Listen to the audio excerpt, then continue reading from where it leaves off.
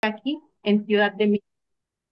Entonces, es una historia muy importante que nosotras las mujeres tenemos de esa responsabilidad de sacar a la luz y de decir, es una historia que debe de contarse y que es la historia en sí misma y no es una historia secundaria. Entonces, por supuesto que yo aplaudo, reconozco y siempre seguiré apoyando estos espacios que han sido creados para visibilizar estos temas que tienen que ver con género y particularmente con mujeres. Entonces, doctora Patti, le agradezco esta oportunidad y este espacio que con su experiencia usted alimenta en cada sesión que nos regala.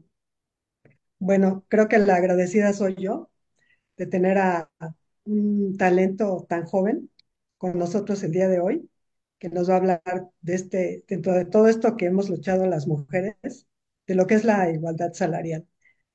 Eh, Tenemos entendido que este convenio data de 1951 y han pasado más de 70 años y a mí me gustaría que nos contaras cuál es el origen que da pauta a que se genere este convenio 100. Sí, bueno, este convenio, como bien lo dice, data de 1951. México lo adoptó, lo ratificó y entró en vigor hasta 1952, un año después. Entonces es un convenio que realmente ya tiene muchos años que entró en vigor para el Estado mexicano. Recordemos y repasemos un poquito de nuestras clases de Derecho Internacional del Trabajo. La OIT forma parte del sistema de Naciones Unidas. Es el único organismo con una composición tripartita en donde los gobiernos, los trabajadores y los empleadores pues tienen voz y tienen voto. Entonces, a través de estas discusiones que se dan en el seno de la OIT es como logran adoptarse estos convenios. Y este convenio se da una vez que ha concluido la Segunda Guerra Mundial. Es muy importante siempre cuando se adoptan los convenios, no solo de OIT, sino en general, todos los instrumentos internacionales, saber cuál es el contexto que está viviendo la humanidad. Y en este sentido, cuando hablamos del convenio 100, pues recién estaba concluyendo la Segunda Guerra Mundial, las mujeres comenzaban a insertarse o ya se habían insertado en el mundo laboral de una manera más formal, más permanente, y por supuesto que el mundo del trabajo no estaba hecho para mujeres, estaba hecho para hombres, para satisfacer esas necesidades que tenía un jefe de familia joven, de cierta nacionalidad, con cierta preparación, con ciertas aspiraciones, pero los espacios de trabajo no estaban diseñados para mujeres. Y al momento en que las mujeres comienzan a insertarse en el mundo del trabajo, se les toma a ellas como una actividad secundaria a la que primordial y naturalmente estaban destinadas a hacer, que era el cuidado de los hijos, el cuidado del hogar, el cuidado de la casa y por supuesto el apoyo del esposo para que éste pudiera seguir desarrollándose y ser el sustento y el proveedor principal del hogar. Entonces, en todo este contexto social, político y cultural es como se va gestando este convenio 100 de la OIT en un mundo en donde las mujeres, pues como dije, solamente desempeñaban este trabajo como accesorio y realmente no era necesario que ellas tuvieran un salario suficiente y remunerador para sostener a una familia, porque para eso estaba el hombre. Entonces, a nivel mundial, se comienza a detectar esta situación, la precarización en la que las mujeres estaban trabajando y sobre todo estas diferencias salariales tan fuertes que existían entre un salario y otro salario. De ahí es que se da esta adopción del convenio 100 y por supuesto que los países comenzaron a ver la necesidad de implementar este convenio en las constituciones de sus países, en legislaciones laborales y de ahí que se empezó a gestar toda esta historia. En nuestro país, nuestra constitución de 1917 adoptó este convenio, el principio que propiamente establece a salario igual, trabajo igual, y así se mantuvo esta fracción sin ninguna reforma hasta ahora el año 2024 en donde con una presidenta, mujer, eh, que al parecer tiene una visión diferente de los derechos de las mujeres, de los derechos de ciertos grupos vulnerables, es que decide hacer un cambio en este artículo 123 y en más artículos, ¿no? Pero un poco este es el contexto en el que se gesta la adopción del convenio 100. Kareli, ¿tú nos podrías hablar de Ujú. cuál es la diferencia entre trabajo igual y trabajo de igual valor? ¿Y por qué es fundamental comprender la distinción para poder alcanzar la igualdad en la equidad salarial? ¿Por Sí. qué no lo hemos logrado hasta ahorita? Bueno, el por qué no hemos logrado es una pregunta muy, muy compleja, ¿no? En realidad, doctora, porque este tema, así como muchos temas de desigualdad, tiene que ver con un fondo estructural en el sistema, eh, pues que realmente no se ha logrado alcanzar esa igualdad y ese acceso a las mismas oportunidades en las mismas condiciones. Entonces, así como hay otros temas, este tema de la igualdad de remuneración, pues también tiene muchas visiones, muchas percepciones con las cuales nosotros podemos aportar, analizarlo y verlo. Pero me parece que usted toca un punto muy importante sobre cuáles son los principios que se tienen consagrados en este convenio 100. El convenio 100 se denomina convenio sobre la igualdad de remuneración. Entonces, como lo decía hace unos minutos, muchas veces nosotros leemos nuestra constitución, leemos la Ley Federal del Trabajo y decimos, es que aquí está trabajo igual, corresponde salario igual. ¿Qué más? Ahí está, incluso la ley dice en condiciones de eficiencia iguales, en condiciones de productividad, y aborda desde este punto el tema de la remuneración. Pero nosotros damos lectura a este convenio, en realidad es un convenio muy pequeño, pero si abordamos cada una de las palabras, cada uno de los conceptos que nos regala, pudiéramos sacar una sesión por cada uno de estos conceptos. Entonces, por eso yo creo que sería prudente abordar el tema de cuáles son los principios de los que se habla. Y usted hablaba de trabajo igual a salario igual y trabajo de igual valor, dos conceptos que pudieran confundirnos, pudieran parecer similares, pero en realidad no lo son. Entre los dos se complementan, de hecho. El principio de trabajo igual a salario igual es un concepto más sencillo que el segundo. El primero corresponde a cuando las personas, sean hombres o sean mujeres, desempeñan cierto trabajo con las mismas funciones, que exige la misma preparación académica o técnica, en las mismas condiciones, pues eminentemente va a corresponder un salario igual. No tendría por qué haber una distinción en ese punto. Pero, por ejemplo, pensemos en una persona que es un guardia de seguridad en un edificio y tenemos a un varón y a una mujer que hacen el mismo trabajo, las mismas horas de trabajo, las mismas funciones, las mismas áreas, lo mismo todo, y la mujer gana menos que el hombre, ahí es evidente que hay una discriminación salarial. Es evidente y lo podemos notar. ¿Y por qué se da esta discriminación? Está basada en el sexo. Y este primer principio y este primer concepto de trabajo igual y salario igual va encaminado y su distinción principal es el sexo. Y es una forma muy sencilla en que nosotros podemos observarlo y es justo este principio el que consagra nuestra Constitución.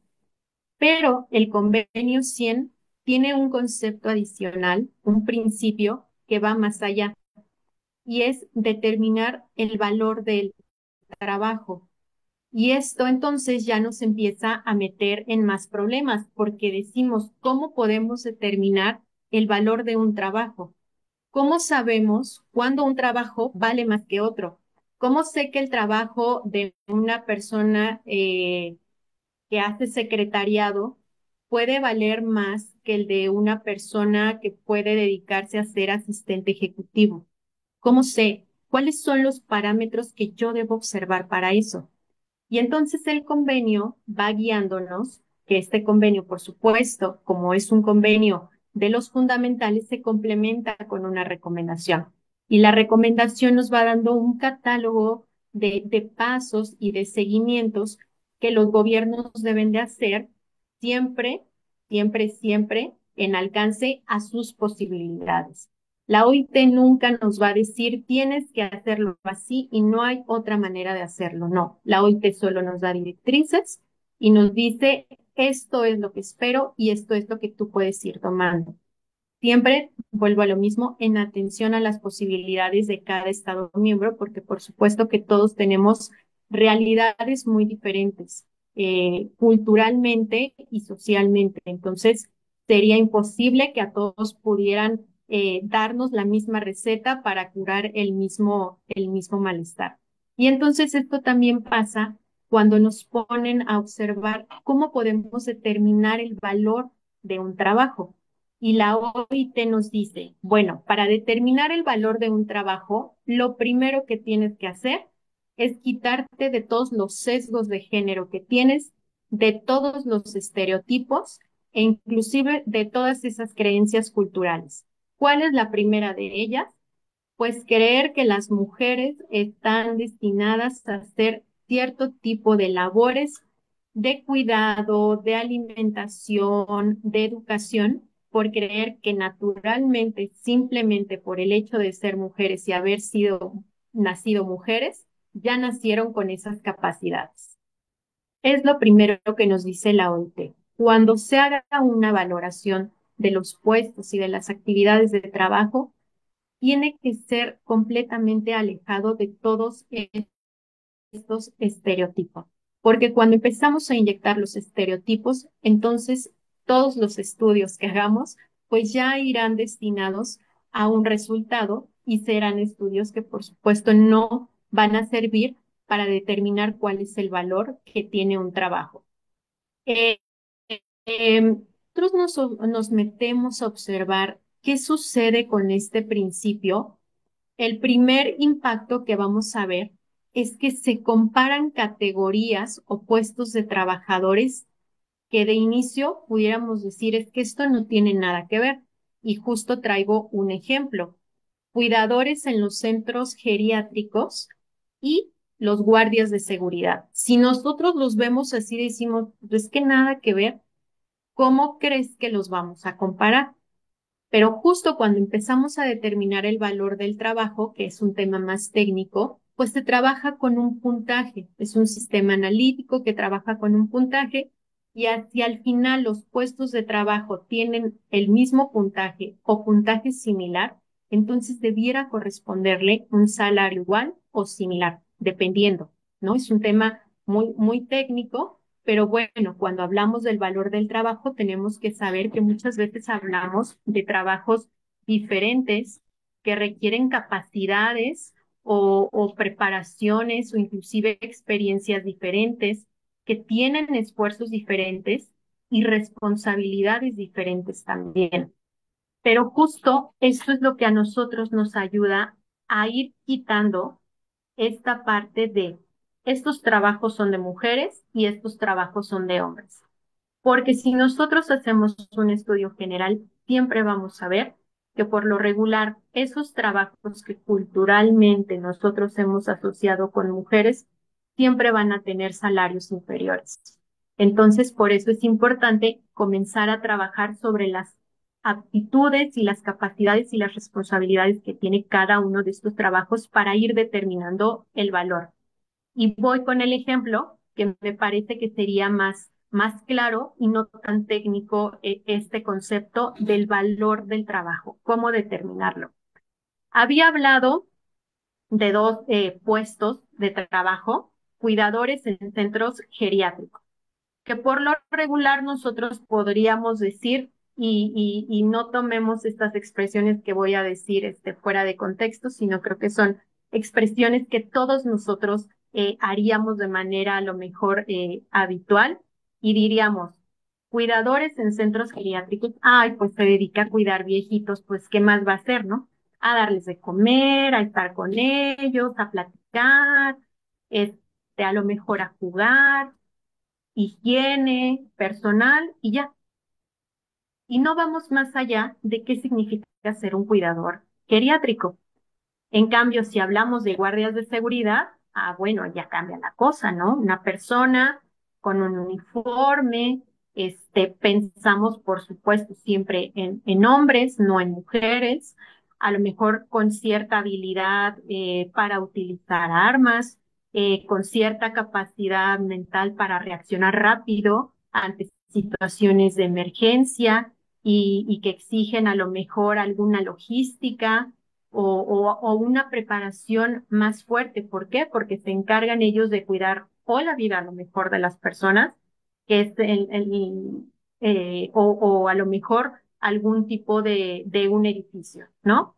Entonces, desde ahí nosotros ya empezamos a tener ciertas ideas preconcebidas sobre qué hace cada persona en cada puesto de trabajo. Pero cuando nos metemos a revisar realmente qué se necesita para desempeñar esos trabajos, nos llevamos una sorpresa muy grande. Y, por ejemplo, ¿qué se necesita para ser un cuidador geriátrico? Bueno, primero, tener conocimientos sobre geriatría. Y esto puede estar a nivel técnico o profesional. Pero también se necesitan conocimientos sobre enfermería, sobre atención sanitaria, habilidades en primeros auxilios, manejo de enfermedades neurodegenerativas, movilidad asistida y comunicación con personas mayores. Son muchas requisitos que se necesitan para desempeñar este trabajo. Los guardias de seguridad, ¿qué necesitan? Formación en seguridad privada, a lo mejor un conocimiento mediano básico en legislación, certificación en uso de armas, en caso de que sea el caso, o a lo mejor habilidades en resolución de conflictos. Aquí nos llevamos una primera sorpresa, ¿no? Las labores que primordialmente creemos que son destinadas a las mujeres necesitan una preparación profesional y técnica. En cambio, el guardia de seguridad no. Y si nosotros nos metemos a observar cuál es el salario que recibe cada uno, pues también nos vamos a llevar una sorpresa. Entonces, es muy importante, por eso digo, ver específicamente qué se necesita para cada uno de los trabajos. ¿Cuáles son las tareas que realiza cada uno? El cuidador, pues, necesita realizar una atención directa a las personas en alimentación, en higiene, en medicación, pero además apoyo emocional y psicológico, porque muchas de estas personas ya están en la última etapa de su vida. Y en cambio, el guardia de seguridad, pues se encarga de hacer la vigilancia de los bienes, puede llegar a prevenir algunos incidentes, responder a algunas emergencias y solo si así es necesario, interactuar con las personas. Pero si no, ni siquiera es necesario. Entonces ahí también nos llevamos otra sorpresa. ¿Cuáles son todas las habilidades que se necesitan para este punto? La carga física y emocional también de cada uno de los puestos es muy diferente. Los cuidadores pues necesitan tener esa técnica especial para movilizar a las personas, porque no es nada más agarrar, bajar, subir y ya no. Se necesita una técnica especial, además de tener una carga emocional significativa, porque pues muchas personas ya están en la última etapa de su vida o muchas tienen enfermedades terminales, pues que tienen un grave impacto emocional. En cambio, el guardia de seguridad, pues la presión emocional que pueda tener va a depender de aquel suceso que llegue a suceder, pero no es la constante. Puede llegar a suceder algún evento, pero no es algo que siempre se esté dando. Entonces ahí también, por ejemplo, pudiéramos ver un impacto diferenciado y entonces pudiéramos empezar a determinar cuál es el valor que realmente tiene cada uno de los trabajos, porque nosotros decimos, No, pues un guardia de seguridad va a cuidar del edificio y va a cuidar la vida de todos nosotros, pero los cuidadores geriátricos pues tienen una labor más constante sobre este punto. Y por último, ¿cuáles son los riesgos a los que están expuestos? Los cuidadores geriátricos pues están expuestos a muchos riesgos. Hablábamos de cargar a estas personas, ¿no? ¿Cuáles son las afectaciones físicas que pueden tener a su estructura? Eh, ¿Cuáles son la exposición que tienen a enfermedades infecciosas? El tema emocional, por supuesto, que pueden llegar a vincularse con estos pacientes a los que ellos están cuidando. Los guardias de seguridad, por supuesto que tienen riesgos a agresiones, accidentes en cierto tipo de operativos que lleguen a presentarse, etcétera, etcétera. Pero este ejemplo me parece que es muy claro, porque cuando nosotros comenzamos a analizar cada uno de los puestos desde estas perspectivas, entonces nuestra visión cambia y decimos, realmente, ¿cuál es el valor que tiene un trabajo? Son trabajos diferentes, sí, pero finalmente los dos tienen un punto en común, que es el cuidado. Puede ser cuidado de las personas, cuidado de un bien, pero ¿cuál es la cualificación que se requiere para cada uno? Pero sobre todo, ¿hacia quién están dirigidos?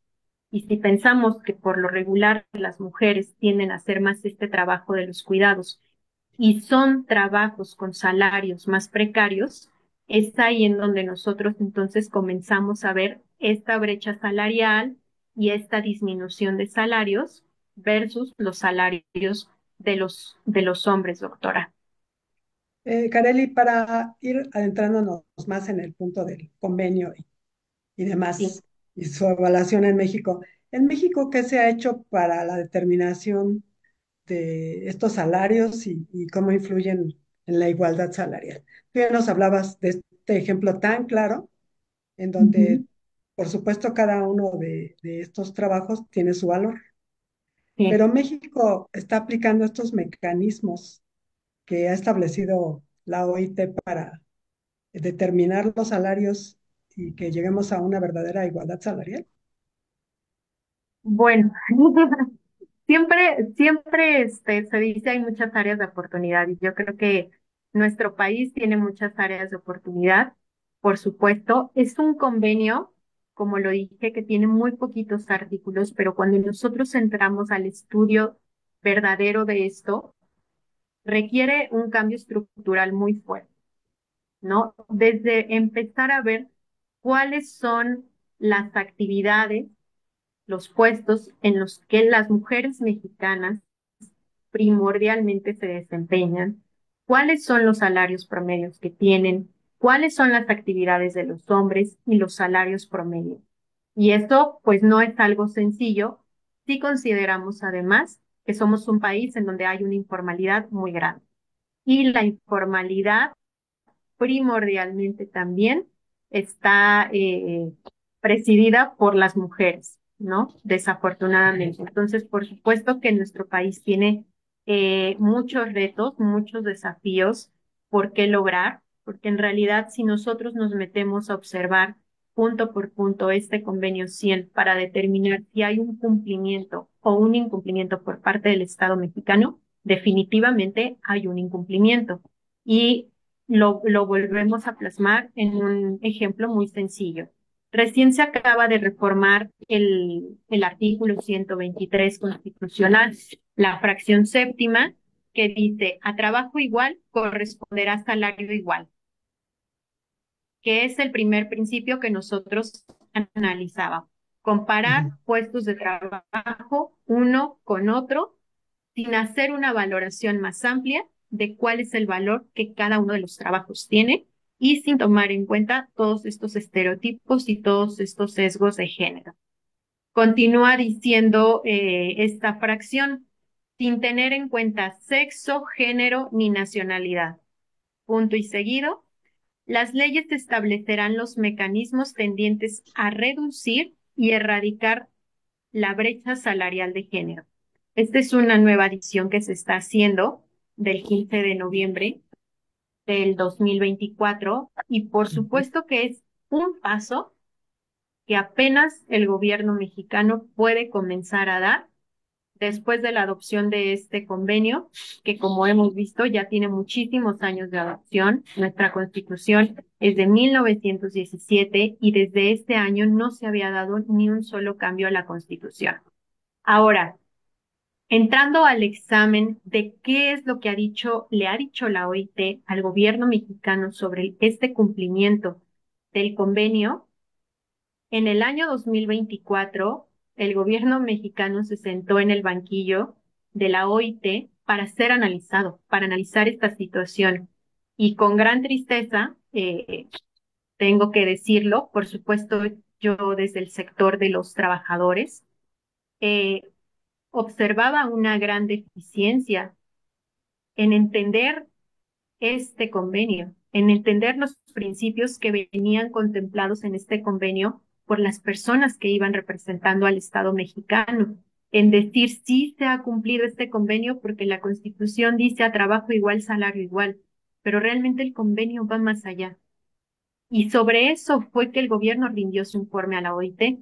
Y por supuesto que la OIT lo escuchó, lo observó y dijo, gobierno mexicano, tienes algunas deficiencias en la aplicación de este convenio.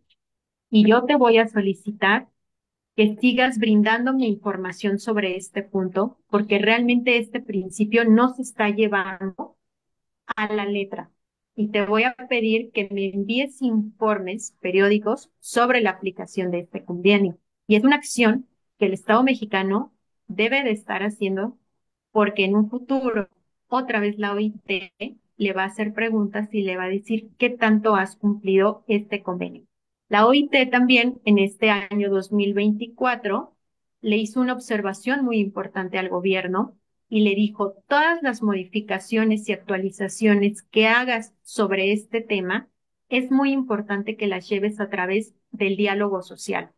No pueden ser modificaciones que tú lleves a cabo unilateralmente. Tienes que escuchar a todos los interlocutores sociales que hay en tu país. Y, por ejemplo, para la modificación de esta fracción séptima al artículo 123, pues no se llamó ni al sector de los empleadores ni al sector de los trabajadores. Entonces ahí hay un grave incumplimiento, porque el tema de los salarios no es un tema que solo atañe al gobierno, es un tema que también tiene que ver con los empresarios, con la capacidad que ellos tienen para pagar mejores salarios, para poder hacer estudios dentro de ciertos sectores empresariales, para ver si tienen o no esa capacidad de hacer todos estos estudios y estos análisis para determinar cuáles son los puestos en los que se ha observado que hay una deficiencia salarial. Y es algo que no se hizo, ¿no? Con el Porque, sector de los sindicatos es algo que tampoco se hizo. ¿No? Los sindicatos que tienen un estudio más directo también de cuáles son estas ocupaciones en donde hay una precarización laboral, como el tema de las personas trabajadoras del hogar, como el tema de las personas en la industria textil, en donde hay muchas mujeres, el sector de los cuidados, en donde también hay muchas mujeres, y realmente no se hicieron estos diálogos abiertos de discusión para la adopción de esto. No sabemos si para la implementación y para dar vida a esto se va a llamar a los sindicatos y a los empleadores o se va a seguir en la misma línea, ¿no? ¿y por qué razones piensas que no se les llamó de inicio?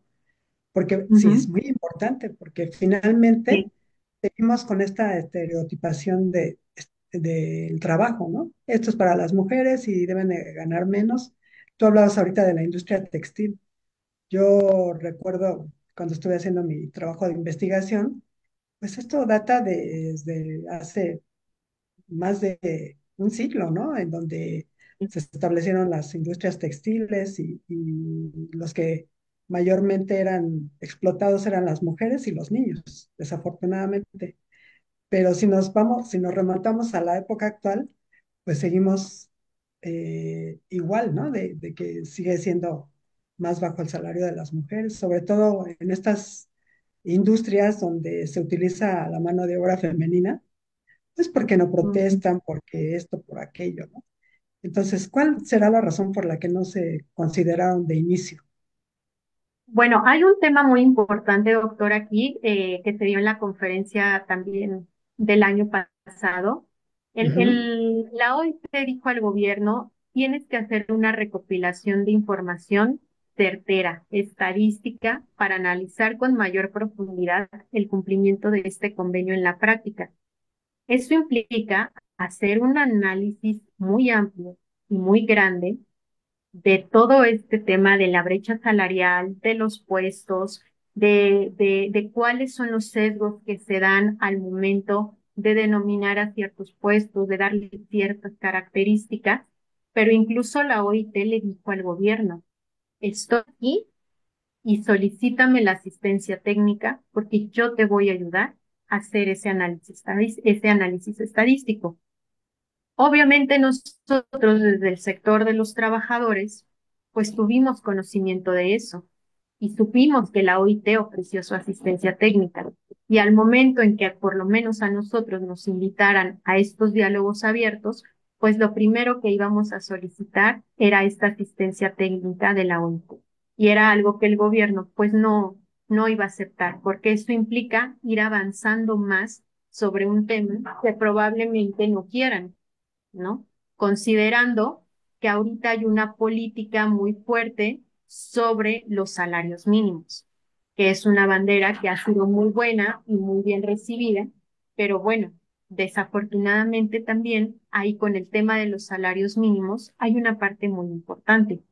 El gobierno mexicano tiene esta campaña en donde ha ido incrementando los salarios mínimos y ha sido algo extraordinario, sobre todo si consideramos que las mujeres son las mayores beneficiarias de estos incrementos en los salarios mínimos, porque son quienes principalmente se ubican en estos puestos de trabajo que ganan el salario mínimo, ya sea porque se cree que las mujeres no tienen la capacidad de tener responsabilidades más importantes o porque realmente hay muchas mujeres que siguen teniendo la carga más fuerte de las responsabilidades familiares o de los hijos y entonces no pueden estar de lleno en un trabajo o trabajan a tiempo parcial y entonces, por eso es que ellas siguen siendo beneficiarias de los salarios mínimos. Pero, por ejemplo, si nosotros nos metemos a observar, y aquí traigo la tabla de los salarios mínimos, y si nosotros observamos cuáles son los puestos que existen, por principio, desde el 2011 se hizo una modificación y a todos los puestos entre paréntesis se les puso una A, ¿no? Para que fuera chofer, chofera, costurera, costurero. Y con eso tratar de hacer una tabla más neutral, incorporando a ambos sectores sin determinar si eran profesiones más enfocadas a hombres o a mujeres. Ese es el primer punto. Luego, es una tabla que se sigue viendo de manera genérica sin entrar al estudio específico de cuántas son las personas que se ocupan en cada uno de estos oficios o de estas profesiones. Y a todos se les sigue dando el mismo salario. Por ejemplo, aquí tenemos el puesto número 4, cajero de máquina registradora. La concepción que yo tengo y lo que he visto es que más mujeres se encargan de este puesto y no son tantos hombres, ¿no? Pero si nosotros, por ejemplo, vemos otro de los puestos, mecánico en reparación de automóviles y camiones, pues también hay más hombres aquí que mujeres. Pero ¿cómo es posible que a estos dos empleos se les asigne el mismo valor? Cuando, por ejemplo, el trabajo de cajera o a lo mejor de costurera tiene mayor número de mujeres ocupadas. Y eso es lo que hace que esta brecha salarial se vaya aumentando más, ¿no? Cuando no hay un estudio realmente específico, analítico, que diga en qué sectores las mujeres se van ocupando más, porque esto podría ayudar entonces a hacer políticas salariales con una perspectiva de género dirigidas a ciertos sectores y no ir haciendo incrementos a los salarios mínimos de manera general, como si todos estos oficios o estas profesiones fueran desempeñados por las mismas personas en las mismas condiciones, cuando eso no es cierto, ¿no? Esos trabajos de costureras, de cajeras, de vendedoras, son de los puestos más precarios que hay y son mayormente desempeñados por mujeres, ¿no? En donde ya tenemos también mujeres que ellas son el sustento de su familia y cómo podemos seguirlas teniendo con salarios mínimos cuando ellas siguen siendo este sustento de familia, ¿no? Entonces pueden establecerse políticas diferentes teniendo una visión realmente de género y haciendo el estudio más a fondo y no solamente poniéndole una A al final de cada oficio, porque eso realmente no va a ayudar a disminuir Impresionante. esta brecha de género y alcanzar la igualdad que corresponde. Y un último punto, por ejemplo, también sobre el tema de los salarios mínimos. Tenemos el Consejo de Representantes de la CONASAMI, que es quien determina el salario mínimo año con año. Tienen un papel fundamental e importante justo en la determinación de los salarios mínimos, pero también en la revisión que puede hacerse sobre esta tabla. ¿Y qué pasa, por ejemplo, si en este Consejo de Salarios no tenemos la representación de las mujeres? Muy poco va a poder hacerse sobre disminuir esta brecha salarial. Muy poco va a poder visibilizarse cuáles son las experiencias que nosotras como mujeres hemos estado viviendo en el campo laboral.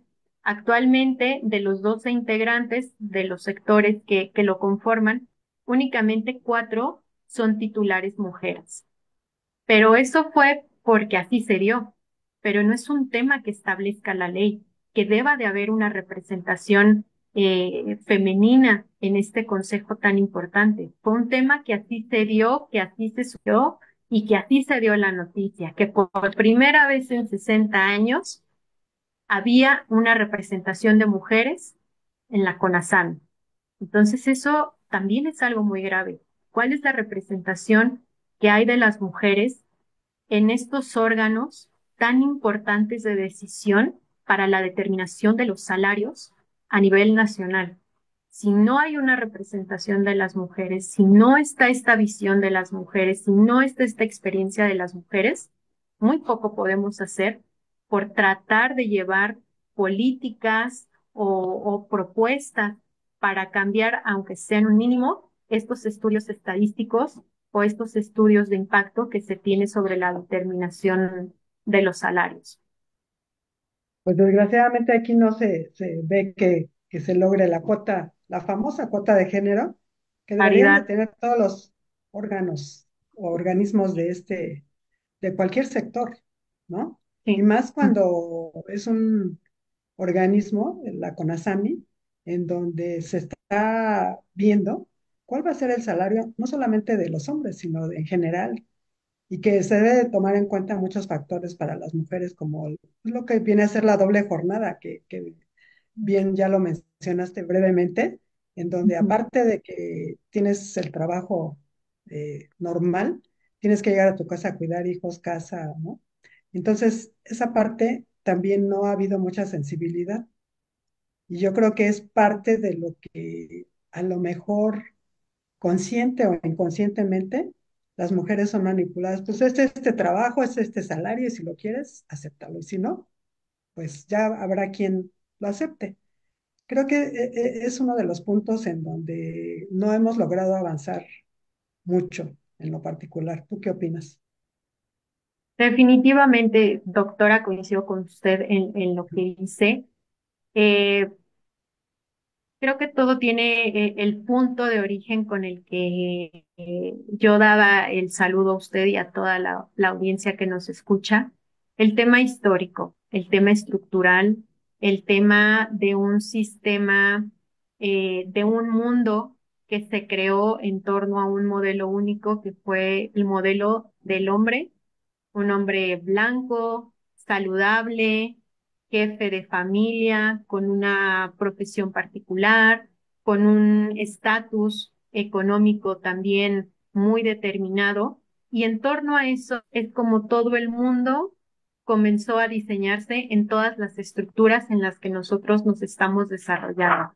Ese mundo androcéntrico que desafortunadamente está y que sigue permeando con todo un sistema de estereotipos, de sesgos, de sexismos, en el que nosotras las mujeres pues estamos muchas veces tratando de insertarnos, pero que realmente resulta ser muy complejo porque como usted lo decía, hay una realidad que es este tema de los cuidados, ¿no? Un concepto que a lo mejor muchas veces nosotras o nuestras mujeres que vinieron antes de nosotras no lo veían, pero que ahora nosotros lo podemos nombrar y que ahora tiene una denominación y es este tema de la doble jornada.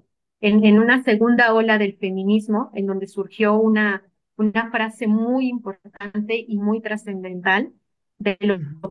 privado es político, es público, ¿no? En donde todas las mujeres realmente estábamos viviendo o vivían esa realidad en aquel entonces, en esa segunda ola del feminismo, y en donde descubrieron que no solamente ellas tenían esa carga tan fuerte de labores domésticas, no tenían esa carga tan fuerte de los hijos, del cuidado, pero también ese anhelo de querer insertarse en el mundo laboral, de querer ser independientes, de querer ser autónomas financieramente, que finalmente sobre todo va este tema de la edad salarial, la autonomía financiera que pueden alcanzar las mujeres, el tema también de tener ese anhelo y ese deseo de tener estudios y que finalmente ellas lo veían reprimido por un papel que de acuerdo a una concepción nos tocaba a nosotras hacer y que ese papel que aspirábamos ser, pues no nos correspondía a nosotras, porque éramos mujeres y nuestro papel era estar dentro de casa.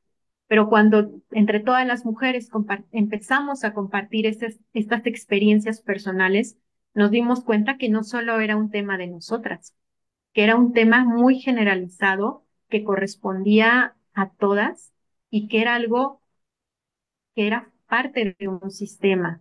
Y entonces es ahí donde nosotras empezamos a cambiar y empezamos a tener toda esta percepción muy diferente de cómo lograr cambiar todo este mundo, ¿no? Una historia, como dije al inicio, que no se nos ha contado, pero que es parte de la historia, ¿no? Somos la mitad de la población y no es posible que la mitad de la población no conozca la historia de las mujeres, su historia misma. Entonces, esa es una parte que a mí, pues me parece muy preocupante, me parece muy triste. Creo que una de las partes más importantes que nosotras tenemos como mujeres, sobre todo en este marco del 8 de marzo y también cuando se acerca el 25 de noviembre, es hacer conciencia de todos estos temas, de no formar parte de todo este sistema que desafortunadamente muchas veces pues nos vemos envueltas y como dice, es este trabajo o es este trabajo bajo estas características que está diseñado para hombres y que no está diseñado para mujeres con todas estas cargas que aún tenemos que seguir soportando porque a Ujú. través del gobierno no se nos da un sistema, no se nos da a los hombres y las mujeres un sistema que pueda colaborar con nosotras para cargar Al todas estas cuidado. responsabilidades familiares y estas responsabilidades del cuidado que tenemos. Muy bien, estoy de acuerdo contigo. En cuanto a, ¿nos podrías hacer un pequeño resumen de las principales observaciones que le hizo la OIT a nuestro gobierno en cuanto a este tema?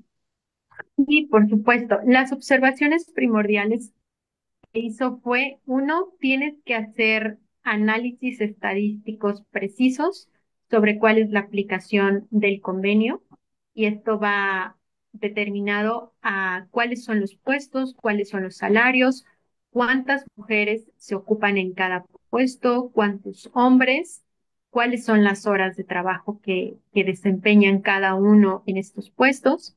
Otro de las observaciones que hizo la OIT al gobierno mexicano fue todas las modificaciones que tú hagas en la legislación con miras a implementar este convenio tiene que ser a través del diálogo social con los interlocutores sociales. Entiéndase por los interlocutores sociales a los sindicatos y a las organizaciones también de empleadores.